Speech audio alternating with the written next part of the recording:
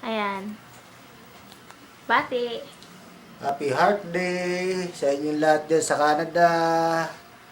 Lalo sa iyo man, sa iyong dalawang mag-asawa, at sa mga apo ko, Joan, Maylin, at sa kayo, kasama nyo dyan sa bahay.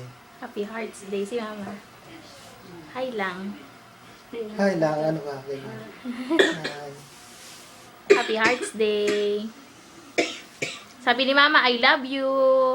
Mama chup chup. Di ba, Mother? Ayan. Meron po dito inuubo. Meron itong inuubo habang Hearts Day ngayon. Ayan. Happy Hearts Day! Huling kaway, kaway, kaway. Kaway. Kaway naman dyan.